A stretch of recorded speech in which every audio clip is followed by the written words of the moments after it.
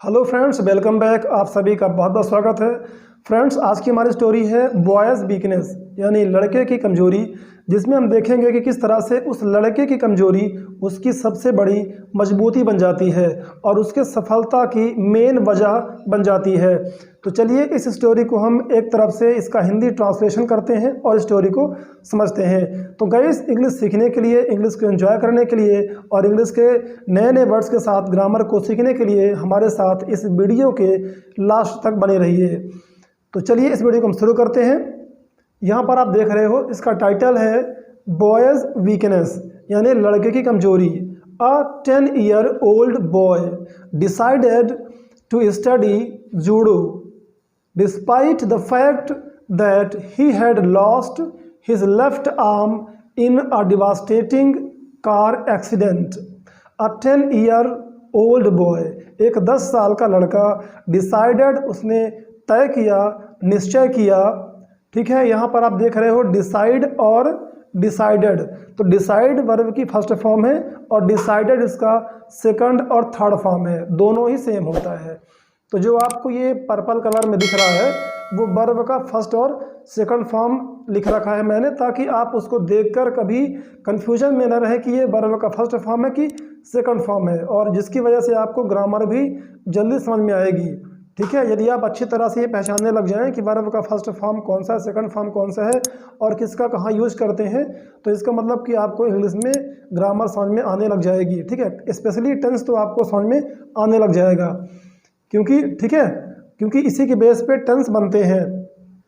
तो उसने तय किया टू स्टडी जूडो, जूडो सीखने के लिए उसने तय किया, डिस्पाइट यानी के बावजूद, किस बात के बावजूद, द फैक्ट यानी होता है तथ्य या कोई जानकारी, that he had lost his left arm, यानी ये बात थी, ये फैक्ट था कि उसने अपने लेफ्ट आर्म को, ठीक है, अपने लेफ्ट जो भुजा थी उसको उसने खो दिया था। ठीक है, लेफ्ट यानी होता है, सॉरी, लॉस्ट यानी होता है खो देना। हैड लॉस्ट, अगर हैड के बाद वर्ब का थर्ड फॉर्म आता है तो उसका मतलब होता है कि ऐसा हो गया था या हो चुका था। तो उसने अपना लेफ्ट आर्म यानी बाईं भुजा उसने एक कार एक्सीडेंट में खो दिया था। ठीक है, a devastating car accident, devastating means भयानक या खौफनाक। तो कार दुर्घटना में, एक्सीडेंट यानी होता है दुर्घटना, तो कार की भयानक दुर्घटना में उसने अपना लेफ्ट आर्म यानी बाईं भुजा को खो दिया था। ठीक है गाइस, चलिए आगे बढ़ते हैं। नेक्स्ट है the boy began lessons with an old Japanese judo master. The boy began, उस लड़के ने, द बॉय यानी उस लड़के ने, तो यहाँ पर द का सेंस आप निकाल सकते हो कि वही या उसने। ठीक है, तो उस लड़के ने बिगेन यानी शुरू किया, बिगेन का फर्स्ट फॉर्म होता है बिगिन, बिगेन, बिगन। ओके, तो यहाँ पर सेकंड फॉर्म है।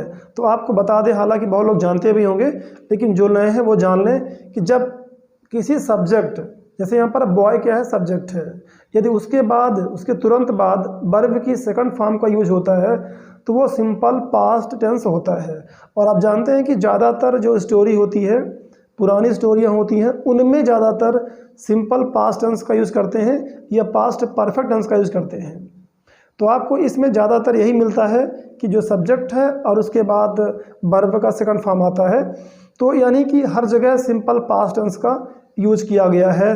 और उसका अर्थ होता है कि जैसे बिगेन, तो बिगेन का मतलब होगा किया, शुरू किया, बिगेन मतलब शुरू करना, तो बिगेन मीन्स शुरू किया, या बनाया, बनाई, गया, गए, ठीक है ना, करता था, करती थी।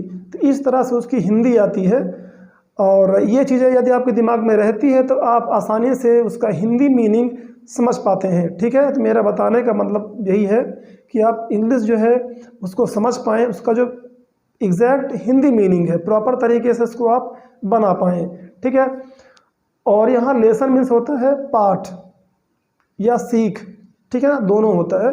तो उसने अपना पाठ शुरू कर दिया with N old Japanese judo master, एक बूढ़े जापानी जो था जूडो का मास्टर था। जूडो एक तरह का मतलब कराटे वगैरह जो होते हैं ना, जूडो कराटे, तो जूडो अलग होता है, कराटे अलग होता है। तो ठीक है, आगे बढ़िए। तो उसने जापानीज मास्टर के साथ अपना पाठ, अपना अध्याय शुरू कर दिया। The boy was doing well, वो लड़का, द बॉय यानी वो लड़का जिसकी हम बात शुरू से कर रहे हैं, तो वो अच्छा कर रहा था। वॉज डूइंग मतलब कर रहा था।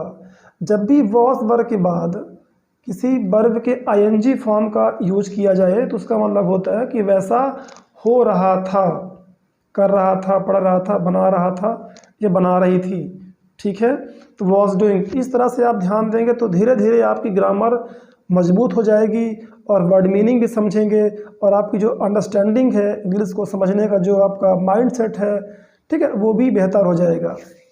नेक्स्ट है, so he couldn't understand, so he couldn't understand why after 3 months of training the master had taught him only one move। but देखिए, so he couldn't understand, so इसलिए he couldn't यानी could not का क्या है, short form है couldn't, इसको पढ़ेंगे couldn't, जिसका मतलब होता है नहीं कर सका या नहीं कर पाया। तो वो व्यक्ति यानी वो लड़का अंडरस्टैंड नहीं कर पाया है, यानी समझ नहीं पाया कि वाई, क्यों, आफ्टर 3 months 3 महीनों बाद ट्रेनिंग मतलब प्रशिक्षण, तो प्रशिक्षण के 3 महीने बाद भी उसका मास्टर, ठीक है, द मास्टर हैड टॉट यानी पढ़ाया था या सिखाया था। हैड के बाद टॉट आ गया जो कि टीच का थर्ड फॉर्म है, तो उसका मीनिंग क्या होगा, ऐसा हुआ था या हो चुका था। ठीक है, तो उसके मास्टर ने उसको पढ़ाया था, क्या पढ़ाया था, हिम ओनली वन मूव, उसको, हिम यानी उसको, सिर्फ एक चाल। जूडो में क्या होता है, जूडो कराटे में कई सारी चाल होती हैं, ठीक है, कई सारे उसकी टेक्निक्स होती हैं, तो उसको उसने सिर्फ एक ही चाल सिखाई थी। यहाँ पर हम मूव यानी चाल समझेंगे, ठीक है ना, क्योंकि मूव का मतलब गति करना भी होता है, एक प्लेस से दूसरे प्लेस जाना भी होता है ना, मूव करना। बट यहाँ पर मूव से मतलब है उसका चाल, जो उसकी चालें होती हैं, टेक्निक होती है। ठीक है, तो उसका नाम था सेंसी, जापानीज टीचर का नाम क्या था, सेंसी। द बॉय फाइनली, एक मिनट, ये यहाँ पे अब आपको साफ तरह से दिखाई देगा। The boy finally said shouldn't, ये भी शॉर्ट फॉर्म है शुड नॉट का। Okay, the boy finally said shouldn't यानी should not I learn more moves. तो फाइनली यानी आखिर में उस लड़के ने कहा, शैड से का सेकंड फॉर्म है, कहा कि शुडंट आई, ये एक इंटरोगेटिव सेंटेंस है, प्रश्नवाचक वाक्य है। तो शुड नॉट आई मतलब होता है क्या मुझे ऐसा नहीं करना चाहिए, should I not learn more moves, क्या मुझे और ज़्यादा, मोर मीन्स अधिक होता है या ज़्यादा, तो क्या मुझे और ज़्यादा चालें नहीं सीखना चाहिए। ठीक है, आइए नेक्स्ट देखते हैं उसके मास्टर क्या कहते हैं और क्या सिखाते हैं। ठीक है, let's see next. This is the only move you know, this is the only move, यह एकमात्र चाल है, यू नो जो तुम जानते हो, यू नो, यू सब्जेक्ट है और नो वर्ब है। यहाँ पर सिंपल प्रेजेंट टेंस का यूज हुआ है, कभी कभी कुछ केस में पास्ट की कहानियों में भी सिंपल प्रेजेंट टेंस का यूज होता है। ठीक है, इस बात को आप लोग समझेंगे, यदि आप इस तरह सीखते रहेंगे तो आपको बातें समझ में आ जाएंगी। ठीक है, but this is the only move you will ever need to know, उसने बताया कि ये एक सिर्फ एकमात्र चाल है जो तुम जानते हो, लेकिन दिस इज द ओनली, यह आखिरी मतलब एकमात्र चाल है जो तुम जानोगे, यू विल नो फ्यूचर में। ठीक है, यू विल, इसको पढ़ेंगे यू विल, जो कि यू विल का शॉर्ट फॉर्म है। विल मतलब गा गी गे फ्यूचर की बात कर रहा है कि आगे भी तुम यही एकमात्र चाल को जानोगे, एवर नीड टू नो, और तुम्हें हमेशा इसी की जानने की ज़रूरत है। द सेंसी रिप्लाइड, जो उसके टीचर थे उन्होंने जवाब दिया उस लड़के को। ठीक है, आइए नेक्स्ट आगे बढ़ते हैं। नॉट क्वाइट अंडरस्टैंडिंग, क्वाइट मतलब बिल्कुल या अच्छी तरह से, तो उस लड़के को ये बात अच्छी तरह से समझ नहीं आई। नॉट क्वाइट अंडरस्टैंडिंग यानी वो बिल्कुल इस बात को समझ नहीं पा रहा था। But believing in his teacher, अपने टीचर में, अपने शिक्षक में बिलीव करते हुए, भरोसा रखते हुए, the boy kept training. Kept यानी होता है करता रहा या किसी काम को जारी रखा। जब केप्ट के बाद कोई वर्ब का आईएनजी फॉर्म आए तब। ठीक है, केप्ट क्या है, कीप का सेकंड फॉर्म है। जैसे कीप लर्निंग, सीखते रहो, कीप प्लेइंग, खेलते रहो, केप्ट ट्रेनिंग, ट्रेनिंग करता रहा, केप्ट सिंगिंग, गाता रहा, केप्ट लर्निंग इंग्लिश, वह इंग्लिश सीखता रहा। तो इस तरह से इसका सेंस निकलेगा। ठीक है, नेक्स्ट है सेवरल मंथ्स लेटर। लेट से बना है लेटर यानी बाद में, लेट। तो कई मंथ्स, कई महीनों बाद, the sensei took the boy to his first tournament. तो जो सेंसी उसके टीचर थे उन्होंने उस बॉय को, उस लड़के को उसके फर्स्ट टूर्नामेंट में ले गए। टूर्नामेंट यानी होता है खेल प्रतियोगिता, जैसे क्रिकेट का होता है वैसे जूडो का भी होता है, वैसे बॉक्सिंग का भी होता है। हर खेल का टूर्नामेंट होता है, प्रतियोगिता होती है। ठीक है, surprising himself the boy easily one his first 2 matches. तो वो खुद से आश्चर्य हो रहा था उसको, सरप्राइजिंग हिमसेल्फ यानी खुद वो आश्चर्य में था। द बॉय ईजिली कि वह आसान तरीके से, ईजिली यानी आसान तरीके से, वन, वन क्या है, विन का सेकंड फॉर्म है, वन मतलब जीत गया। हिज फर्स्ट 2 मैचेस यानी वो अपने 2 मुकाबले, 2 मैचेस को आसानी से जीत गया। Okay, the third match proved to be more difficult. जो तीसरा उसका मुकाबला था, मैच था, वो थोड़ा सा डिफिकल्ट सिद्ध हुआ, थोड़ा सा कठिन उसको सिद्ध हुआ, यानी उसको कठिन लगा। बट आफ्टर सम टाइम, लेकिन कुछ समय बाद, हिज अपोनेंट बिकेम इम्पेशेंट। इसको पढ़ेंगे इम्पेशेंट, नॉट इम्पेटेंट। ठीक है, इसको स्पेशली नोट कर सकते हैं, इसका प्रोनाउंसिएशन होगा इम्पेशेंट। तो जो उसका अपोनेंट था, अपोनेंट यानी प्रतिद्वंदी, जो विपक्षी होता है उसको हम बोलते हैं प्रतिद्वंदी या अपोनेंट इंग्लिश में। तो उसका अपोनेंट अधीर हो गया, मतलब बेचैन हो गया कि मैं इसको मार नहीं पा रहा हूँ। तो थोड़ा सा वो क्या हो गया, एंड चार्ज्ड। चार्ज यानी होता है भारित हो जाना, आरोपित महसूस करना कि भाई मैं इसको हरा नहीं पा रहा हूँ। थोड़ा सा वो बेचैन हो गया, अधीर हो गया।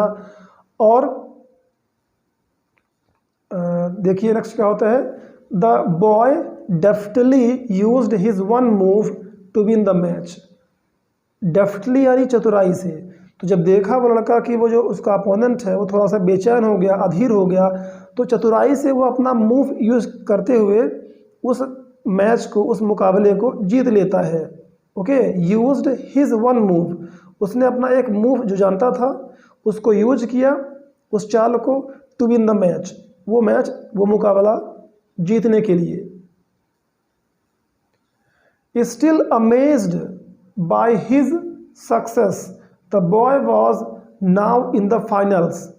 अब वो लड़का फाइनल्स में पहुंच गया, यानी अपने अंतिम मैच में, अंतिम मुकाबले में पहुंच गया। स्टिल अमेज्ड, अभी भी वो आश्चर्यचकित था। ठीक है, अपनी सफलता से, बाय हिज सक्सेस, तो बाय मतलब से या द्वारा, तो अपनी सक्सेस से, अपनी सफलता से वो अभी भी आश्चर्यचकित था कि मैं कैसे एक मूव जानता हूँ अच्छी तरह से, उसके बल पे मैं फाइनल तक पहुँच गया।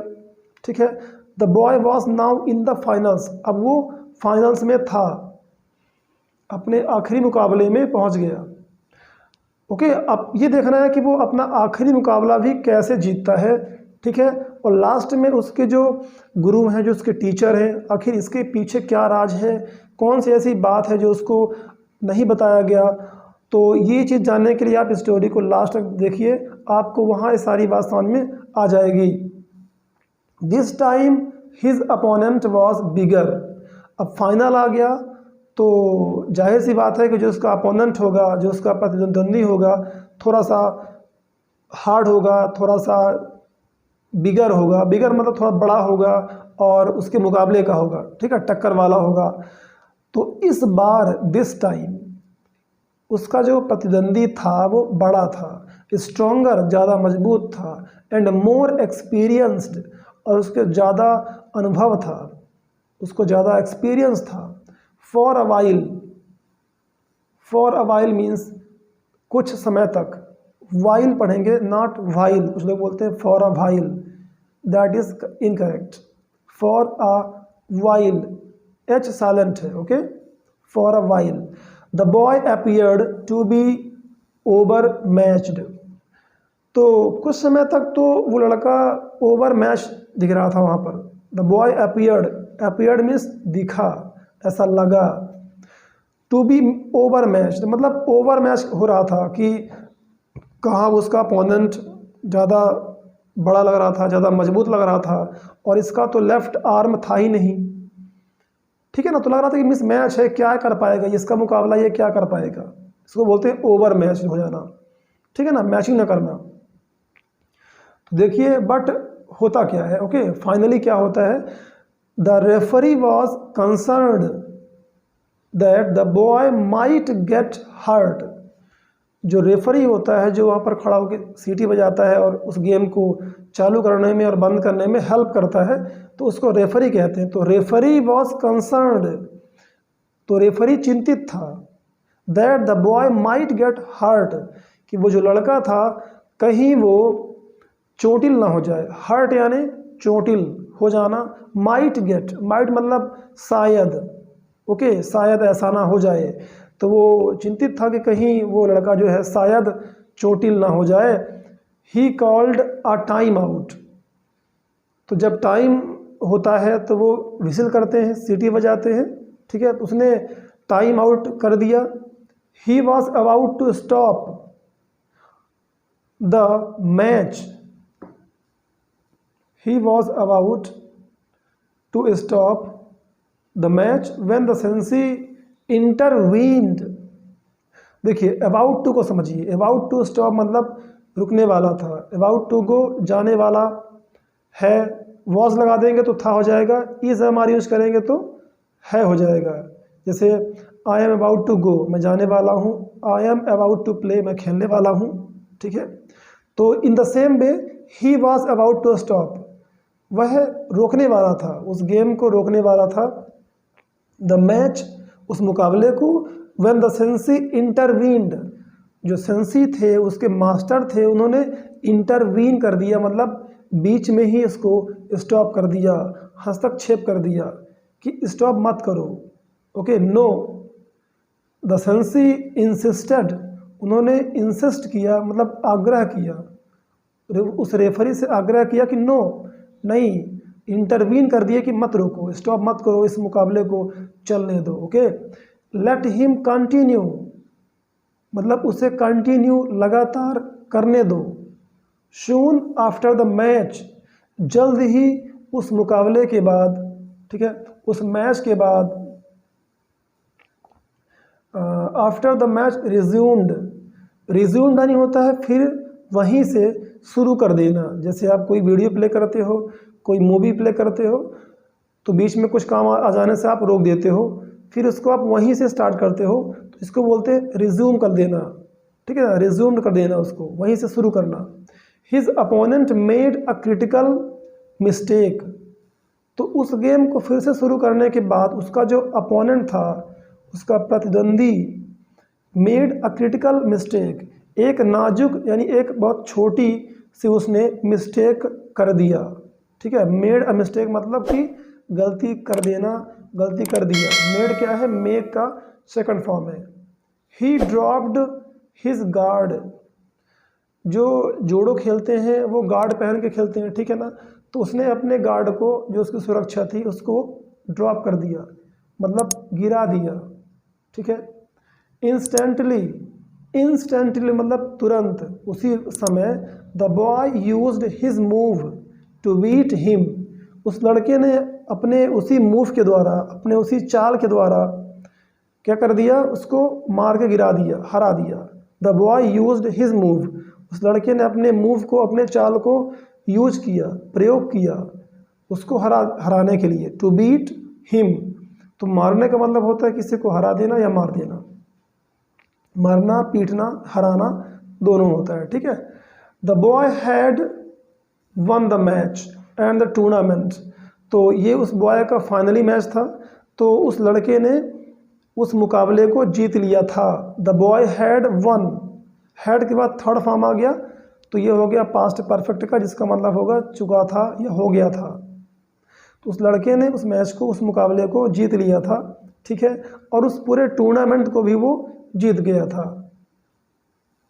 ओके, नेक्स्ट देखते हैं, आइए।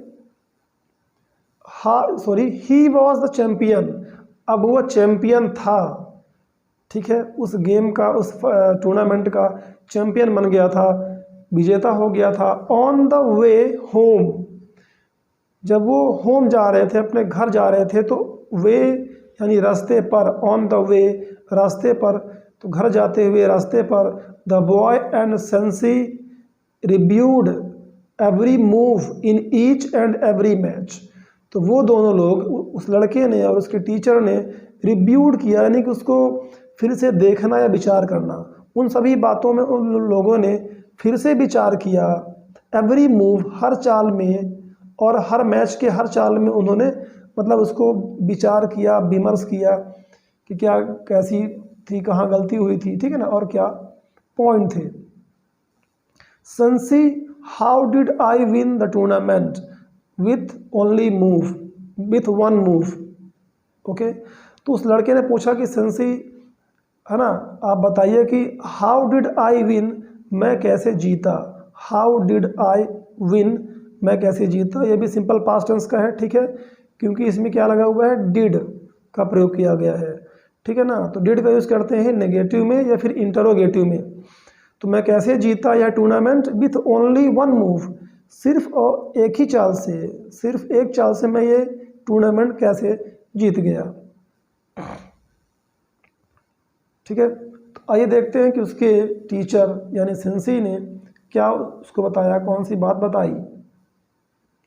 You one for two reasons, उन्होंने बताया कि तुम दो रीजन की वजह से जीत गए। यू वन, तुमने जीता, फॉर टू रीजन्स, दो रीजन के लिए या दो रीजन की वजह से तुम ये जीत गए।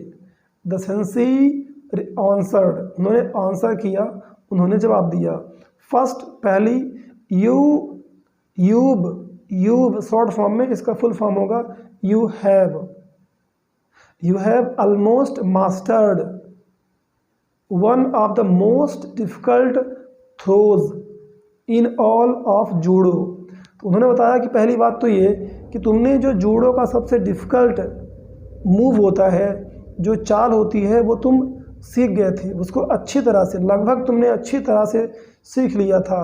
तो किसी काम में मास्टर हो जाना मतलब कि उसको अच्छी तरह से, बेहतरीन तरीके से सीख जाना, यानी उसमें महारत हासिल कर लेना, ठीक है। One of the most difficult, यानी मोस्ट यानी होता है सबसे ज़्यादा, डिफ़िकल्ट यानी कठिन, तो सबसे ज़्यादा कठिन चालों में से एक चाल थी ये जो तुमने सीख लिया। एंड सेकंड, दूसरी बात, the only known defence for that move is for your opponent.